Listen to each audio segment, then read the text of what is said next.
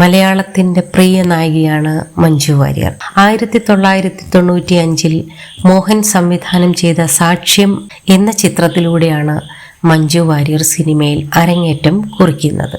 പിന്നീട് സല്ലാപം, തൂവൽ സ്പർശം, കളിവീട്, ഈ പുഴയും കടന്ന്, കൃഷ്ണകുടിയിൽ ഒരു പ്രണയകാലത്ത്, കളിയാട്ടം, കന്മദം, ദയ, സമ്മർ ഇൻ ബെത്ലഹേം, പത്രം, കണ്ണെഴുതി പൊട്ടും തൊട്ട് തുടങ്ങി ചിത്രങ്ങളിലൂടെ ശക്തമായ സ്ത്രീ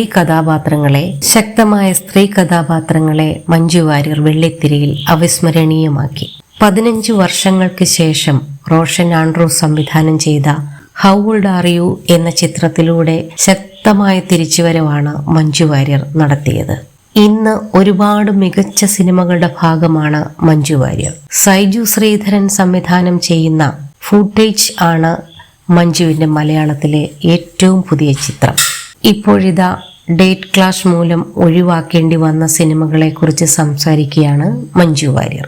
മോഹൻലാൽ ചിത്രം നേര്, മോഹൻലാൽ ശോഭന തരുൺ മൂർത്തി കൂട്ടുകെട്ടിൽ ഒരുങ്ങുന്ന L360 എന്നീ ചിത്രങ്ങളിൽ നിന്നും തനിക്ക് പിന്മാറേണ്ടി വന്നുവെന്ന് മഞ്ജു വാര്യർ പറയുന്നത്.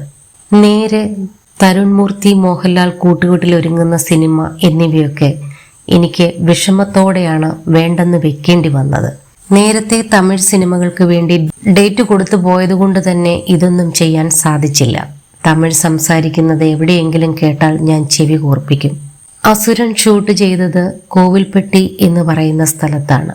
ഞാൻ പണ്ട് താമസിച്ച നാഗർകോവിലിന്റെ അന്തരീക്ഷമാണ് അവിടെ. അത് ഞാൻ നന്നായി ആസ്വദിച്ചു. പൂർണ്ണമായും തമിഴ് സംസാരിക്കുന്ന സെറ്റിൽ പോകുമ്പോൾ തീർച്ചയായും കുട്ടിക്കാലത്തേക്കുള്ള തിരിച്ചുപോക്കുണ്ട്. നാഗർകോവിൽ പോകുമ്പോൾ ഞങ്ങൾ പണ്ട് താമസിച്ച വാടക വീടുകളുടെ മുന്നിൽ വെറുതെയെങ്കിലും പോയി 2 മിനിറ്റ് നിൽക്കാറുണ്ട്.